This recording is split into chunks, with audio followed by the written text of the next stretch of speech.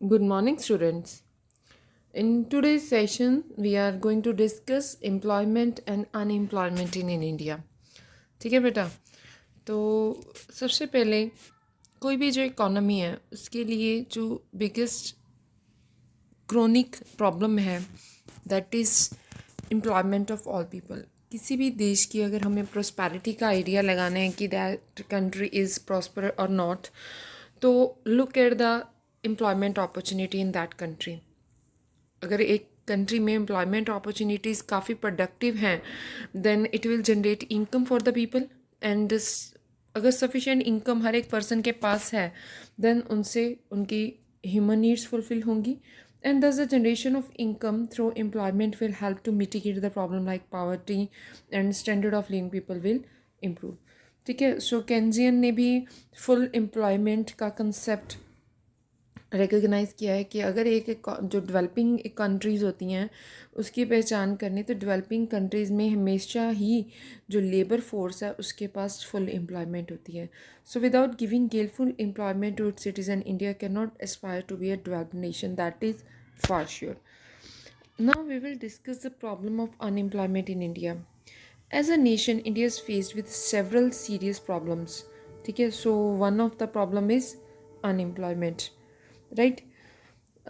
Committee of experts on unemployment under the chairmanship of B. Bhagwati had noted way back in 1973 unemployment problem has assumed an alarming proportion and in future it is likely to become still more grave. ये चीज़ 1973 में identify हो गई थी कि जो unemployment की problem है ये और भयानक रूप ले लेगी in coming years. So there are three aspects of this problem in India. Wide separate है एक तो ये प्रॉब्लम, ठीक है। Secondly, prevalence of unemployment in various forms, ये जो अनएम्प्लॉयमेंट है इसकी फॉर्म्स भी डिफरेंट है। थर्ड इज़ लेबर की जो प्रोडक्टिविटी है बहुत लो है। प्रोडक्टिविटी लो होने की वजह से शायद उनको जॉब्स नहीं मिल पाती हैं, मतलब वो लेबर जो है स्किल्ड भी नहीं है। ठीक है, so because of unemployment there is wide separate poverty. तो अगर तो एम्प्लॉयमेंट के प्रॉब्लम्स का सोल्यूशन निकल आए तो शायद कितनी प्रॉब्लम्स जो है वो सॉल्व हो जाएंगी, right. Now what is unemployment? Unemployment is a situation wherein a person who is able, eligible, and willing to work at the prevailing wage rate does not get work. So, in case of unemployment, a person is unemployed against his wishes. ठीक है, unemployment एक ऐसी situation है जिसमें एक बंदा eligible है, उसमें कैपेबिलिटी भी है और विलिंग भी है वो काम करने के लिए प्रिवेलिंग वेज रेट पे, but he does not get work. Unemployment एक ऐसी सिचुएशन है, that is why it is also refer to as involuntarily unemployment, but if a person is unemployed by choice it is said to be voluntarily unemployment. Next हम discuss करेंगे the concept of worker. देखो, any person engage in the productive activities known as worker. The contribution of the worker enhances the volume of GDP in the economy. जो contribution of worker होता है इससे economy की GDP definitely increase करती है। दस the economic growth of N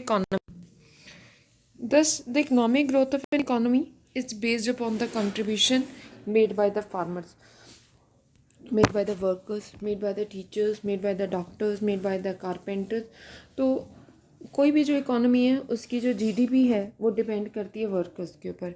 अब जो वर्कर्स हैं वो अलग अलग तरह के हैं। कुछ वर्कर्स वो सेल्फ एम्प्लॉयड है, मतलब खुद वो अपना प्रोफेशन करते हैं, they have their on business और प्रोफेशन। ठीक है, उन्हें हम सेल्फ एम्प्लॉयड वर्कर बोलते हैं। जैसे कि फार्मर्स हैं, ठीक है, वो उनका अपना फार्म है, डॉक्टर है उनका अपना हॉस्पिटल है, वो अपने ही खुद ही सेल्फ एम्प्लॉयड है, किसी के ऊपर डिपेंडेंट नहीं है। एक होते हैं हायर्ड वर्कर। हायर्ड वर्कर होते हैं जो एक बिजनेस या प्रोफेशन, उनका अपना खुद का वो ऑनर नहीं है, किसी और के बिहाफ पे वो काम करते हैं, उन्हें बोलते हैं hired worker. Such a worker provided services to get remuneration in the form of wage और salary. For example, a government employ, a teacher working in a school, a person working in a private company are hired workers. अब जो hired workers होते हैं उनकी अलग अलग categories हैं, casual worker and regular worker. Casual worker वो category है जो शॉर्ट पीरियड के लिए काम करते हैं।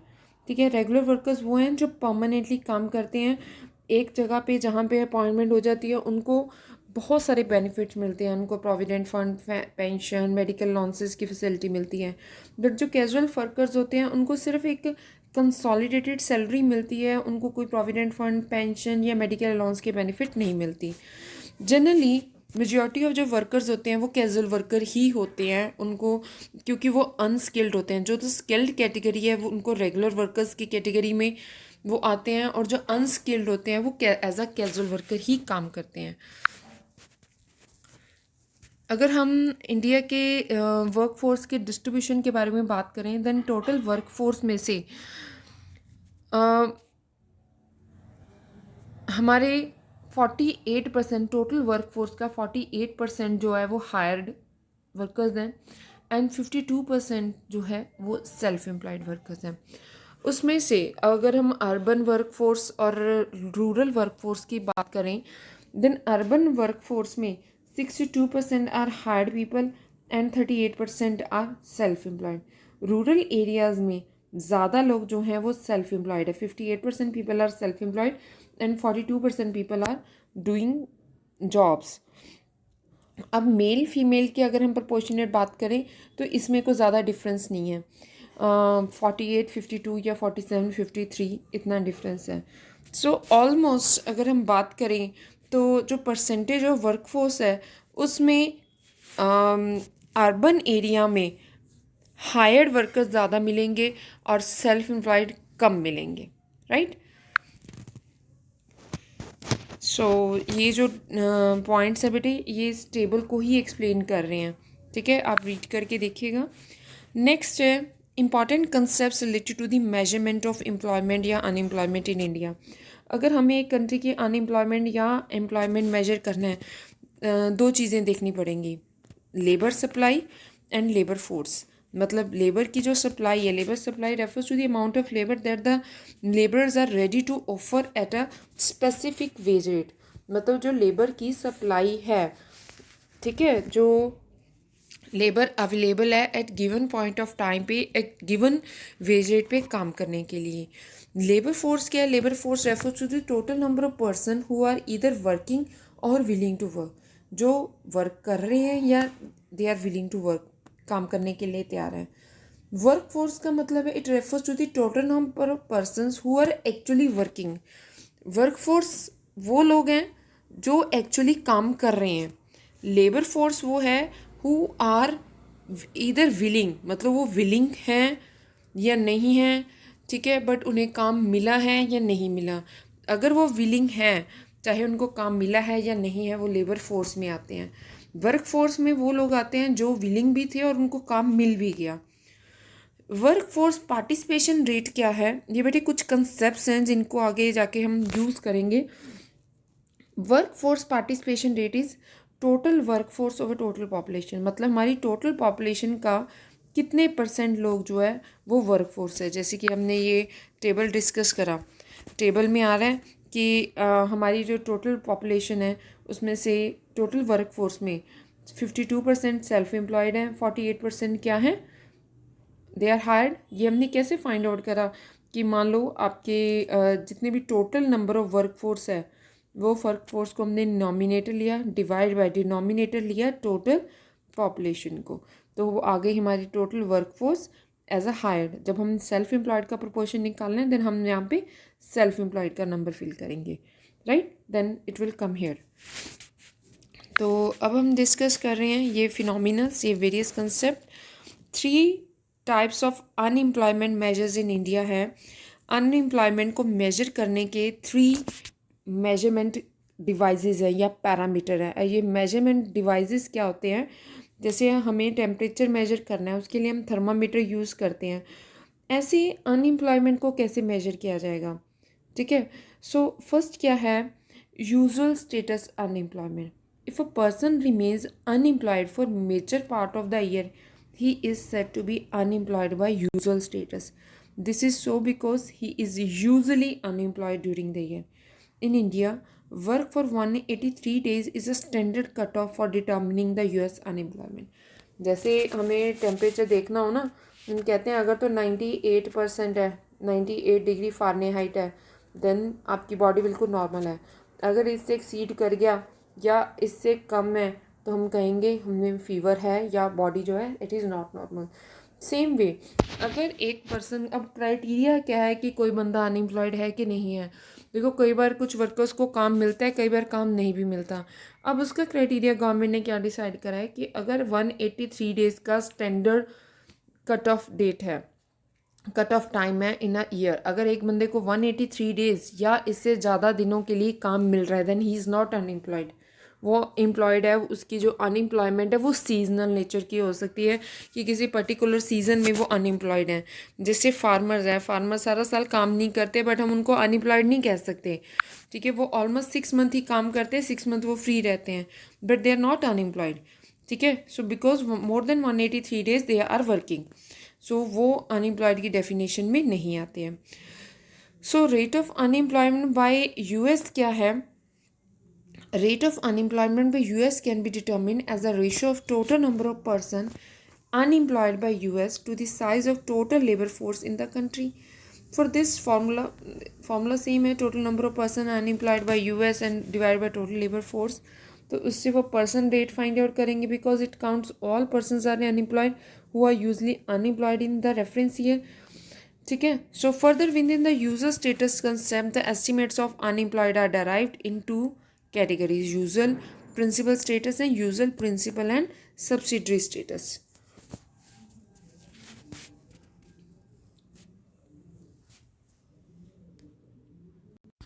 इसका मतलब है बेटे कि जो एक पर्सन की यूजुअल अनएम्प्लॉयमेंट का स्टेटस है उसको 2 पैरामीटर्स में हम काउंट कर सकते हैं। कई बार ऐसे होता है कि जो वर्कर्स हैं वो अगर एक सीज़न में मतलब या थोड़े टाइम के लिए अगर उनको कोई काम नहीं मिल रहा देन वो अपनी मेन एक्टिविटी को छोड़ के कुछ सब्सिडरी एक्टिविटी को अडॉप्ट कर लेते हैं काम करने के लिए। जैसे मैं बात करूँ कि एक फ्रूट सेलर है, ठीक है। अब उसको ऐसे लग रहा है कि फ्रूट सेलिंग का काम मेरा नहीं चल रहा है तो फ्रूट सेलिंग को छोड़ के उसने कोई लेबर करनी शुरू कर दी या उसने वेजिटेबल सेल करनी शुरू कर दी, ये उसका सेकेंडरी काम है। अगर उसका मेन काम नहीं चल रहा तो वो सेकेंडरी वर्क को अडॉप्ट कर रहा है अपने आप को एम्प्लॉय करने के लिए। अब यूएस में कंसेप्ट क्या है कि अगर आपको क्रोनिक अनएम्प्लॉयमेंट को मेजर करना है तो आपको usual principal status and usual principal and subsidiary status देखना पड़ेगा, UPS and UPSS. Usual principal status says कि आपको एम्प्लॉयमेंट और अनएम्प्लॉयमेंट देखनी है तो उसका कोई भी सब्सिडरी स्टेटस नहीं देखो। सबसे पहले उसकी जो मेन उसका प्रोफेशन है उसमें देखो कि उसकी एम्प्लॉयमेंट है कि अनएम्प्लॉयमेंट है। सबसे पहले आप अपनी कंट्री की एम्प्लॉयमेंट और अनएम्प्लॉयमेंट अपने वर्कर्स की मेन एक्टिविटी के अकॉर्डिंग फाइंड आउट करिए। It will not consider subsidiary activities carried out other than the principal activity. But जो यूपीएसएस है, ठीक है, user principal and subsidiary status, इसमें एक वर्कर की जो principal as well as subsidiary activities हैं उसको भी कंसिडर किया जाएगा, ठीक है। अगर एक बंदा प्रिंसिपल मेन एक्टिविटी उसको नहीं मिल रही काम करने के लिए बट अगर वो अपने आप को इंगेज कर पा रहा है किसी सब्सिडरी एक्टिविटी में काम करके, मतलब अगर एक फ्रूट सेलर है उसको फ्रूट सेलिंग में प्रॉफिट नहीं हो रहा या उसका सीज़न नहीं चल रहा और उसने वेजिटेबल सेल करनी शुरू कर दी अपने आप को एम्प्लॉय करने के लिए, तो उसकी सब्सिडी एक्टिविटी जो है वो एम्प्लॉयमेंट का पार्ट है, वो अनएम्प्लॉयड नहीं है, ठीक है। तो यूएस में ये फिनोमिना अडॉप्ट किया जाता है जब वर्कर की एम्प्लॉयमेंट को या अनएम्प्लॉयमेंट को मेजर करना है, ठीक है। नेक्स्ट है current weekly status unemployment. If a person who is a labor force and does not find work or employment even just for 1 hour or any day during the reference or survey week, he is said to be unemployed by current week status. On the other hand, a person who has worked for an hour or more or any 1 day or more of the reference week, he will be considered as employed. Reference week में working hours set किए जाने चाहिए। अगर उसको वो working hours में के लिए काम नहीं मिल रहा, हो सकता है एक जो पर्सन है वो पूरा वीक के लिए एम्प्लॉयड नहीं हो। अब जैसे 7 into 24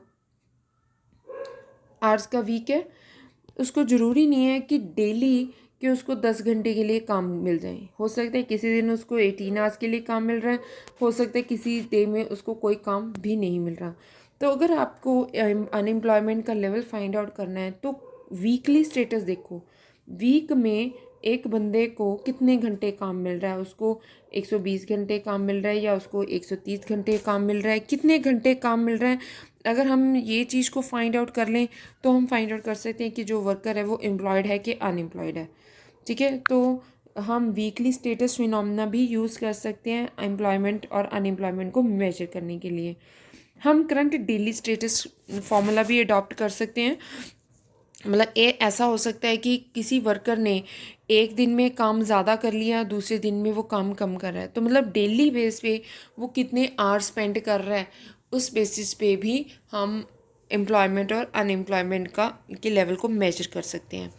ये बेटे आपको सिर्फ फिनोमिनास रीड करने हैं, इसको ज़्यादा डिटेल में करने की ज़रूरत नहीं है। नेक्स्ट हम डिस्कस करेंगे work force and work force participation rate in India. Important fact क्या है कि the total size of work force in India is 46.5 crore person. Out of this 35.5 crore मतलब 76% जो पीपल हैं आर मेल वर्कर्स, जबकि 23% जो हैं वो फीमेल वर्कर है, ज़्यादा मेल वर्कर काम कर रहे हैं। ऑलमोस्ट 60% जो वर्क फोर्स है they belong to rural areas, while the rest 40% workforce जो है वो अर्बन एरिया को बिलोंग करती है। Out of the total female workforce 62% जो फीमेल वर्क फोर्स है वो रूरल बेस्ड है, वाइल 38% जो है फीमेल्स जो है वो अर्बन बेस्ड हैं। तो जो रूरल मतलब मेरे हमारे फीमेल वर्कर काम कर रहे हैं उसमें भी ज़्यादा जो है रूरल वर्कर्स का कंट्रीब्यूशन है। तो ये जो फैक्ट्स हैं इनसे कुछ कंक्लूजन निकलती हैं कि जो मेजॉरिटी ऑफ हमारी वर्क फोर्स है in India they belong to rural areas, and the main reason of this is that almost 2/3 जो हमारी पॉपुलेशन है वो रूरल एरियाज़ में ही रहती है। एक तो इसका रीज़न ये है कि रूरल एरिया में ज़्यादा लोग क्यों काम करते हैं। Secondly, due to the lack of job opportunities in urban area, people prefer to remain in rural area so that they may get employment in agriculture and allied activities. मतलब most of the जो हमारी population है, more than 60% population तो हमारी agriculture and इससे related activities में ही काम कर रही है। सो अर्बन एरिया में इतनी एम्प्लॉयमेंट अपॉर्चुनिटीज़ नहीं है, इस वजह से वो रूरल एरिया में रह के ही अपना सर्वाइवल मेंटेन करते हैं। The 60% rural workforce contribute only about 20% of the GDP of the country.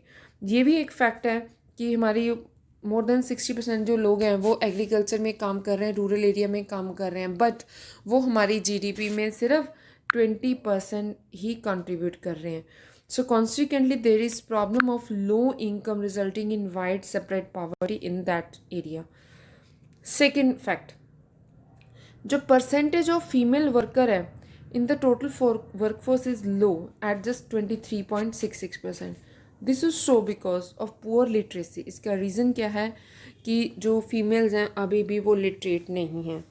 Regressive social environment in the country also contribute to this. अभी भी हमारा जो इन्वायरमेंट है वहाँ पे गर्ल्स को, फीमेल्स को पढ़ने के लिए मोटिवेट नहीं किया जाता, उनके लिए इनकरेजिंग इन्वायरमेंट नहीं है। So surprisingly, the share of female workforce in the total female workforce is quite high in the rural areas as compared to the urban area. This is because of the low level of income and widespread poverty among the rural people. Due to this, women have to work even in low-paid jobs to supplement to their family incomes.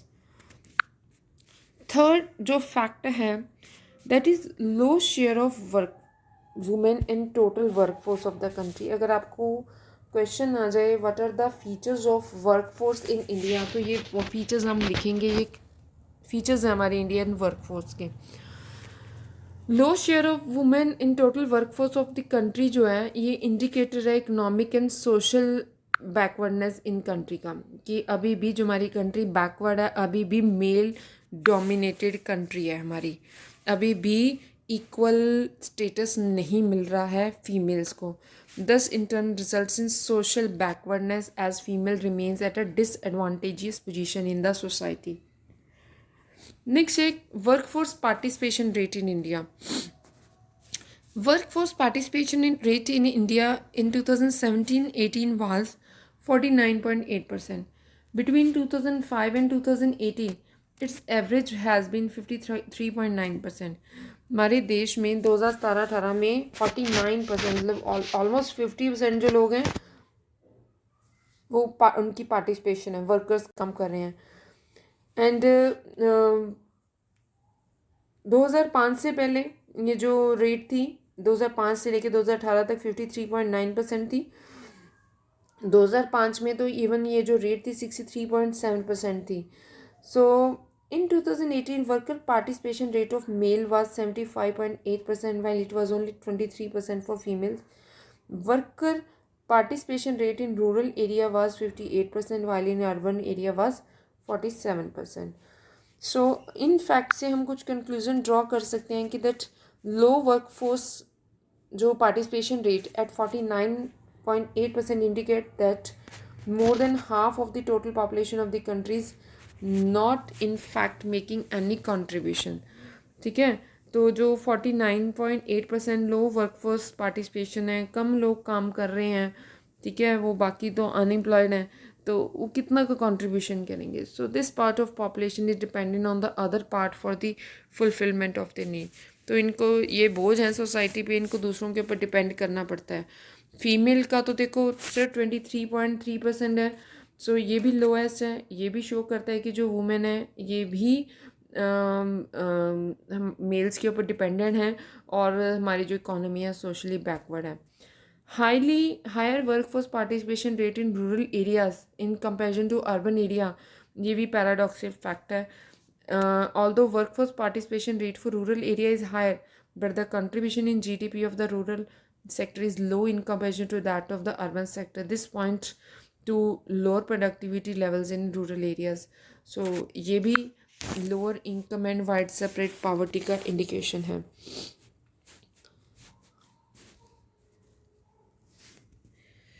Next we will discuss the estimates of unemployment in India. जो unemployment है बेटे table 1 indicate कर रहा है कि year 93-94 में जो labour force थी हमारी 38.19 करोड़ थी और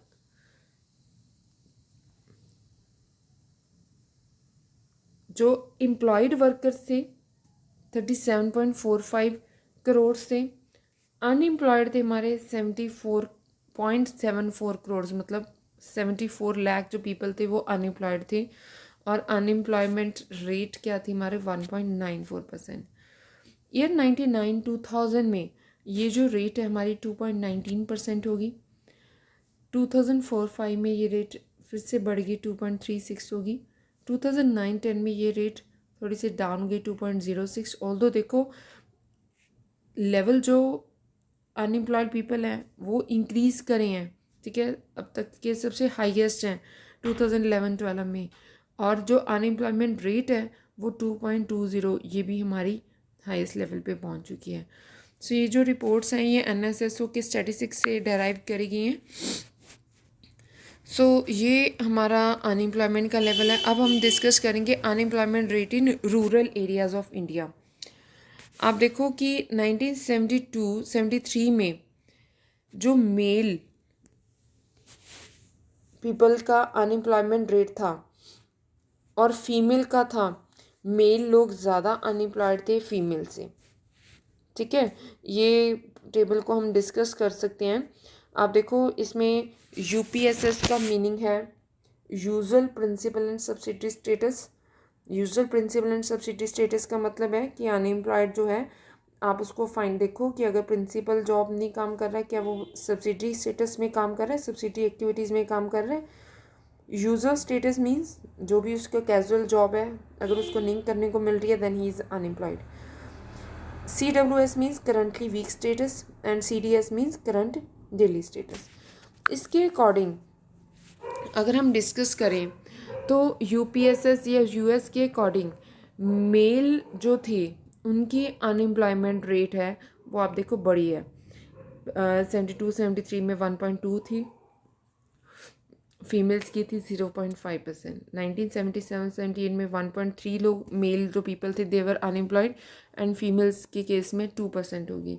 ये जो रेट है देखो अप्रॉक्सीमेटली 2004-05 तक ये जो रेट है 2.1% तक घूम रही है, और जो फीमेल में अनएम्प्लॉयमेंट है वो एक्सीड कर गई है मेल से 3.1%। अगर हम करंट वीकली स्टेटस के अकॉर्डिंग बात करें, उसके अकॉर्डिंग भी हमारी देखो अनएम्प्लॉयमेंट बढ़ी है, 3.1 से 3.8 तक होगी मेल्स में।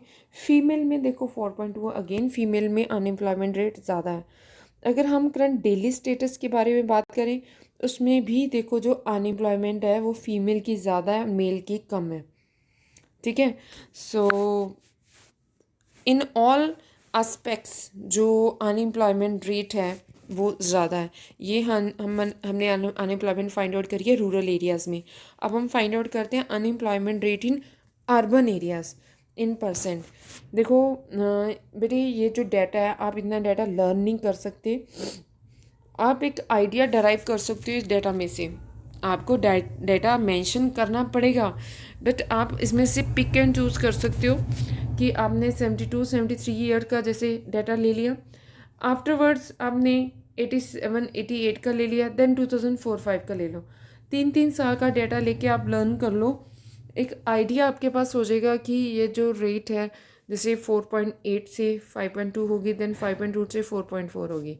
ठीक है, 9.1 से 6.2 होगी, 6.2 से अगेन 9.1 होगी, ऑलमोस्ट सेम चल रही है। अर्बन एरिया में अगर हम बात करें अनएम्प्लॉयमेंट के लेवल में कुछ ज़्यादा चेंज नहीं है, ऑलमोस्ट परसेंटेज सेम ही चल रही है, चाहे वो यूपीएसएस क्राइटेरिया से मेजर कर लो, सीडब्ल्यूएस क्राइटेरिया से मेजर कर लो, या सीडीएस। वीकली स्टेटस में देखो मेल जो है इनकी अनएम्प्लॉयमेंट 6 से 5.2 में आ गई है, और जो फीमेल है उनकी 9.2 से 9.0। ऐसी करंट डेली स्टेटस रिपोर्ट के अकॉर्डिंग जो मेल अनएम्प्लॉयमेंट है वो 1972-73 में 8.0% थी। ठीक है, 1987-88 में वो 8.8% होगी, और 2004-05 में वो 7.5% हो गया। तो ये जो रेट है देखो बेटे ऑलमोस्ट सेम फिगर में चल रही है, but in all cases females के केस में जो अनएम्प्लॉयमेंट है वो ज़्यादा है। ठीक है,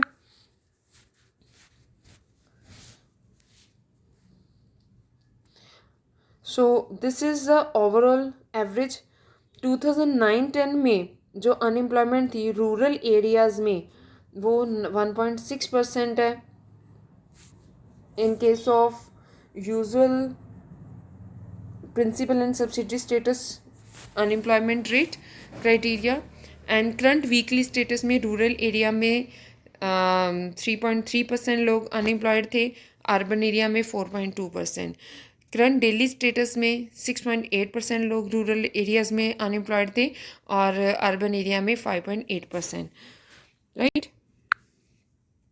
देखो 2011-12 में भी ऑलमोस्ट सेम ही डाटा चल रहा है।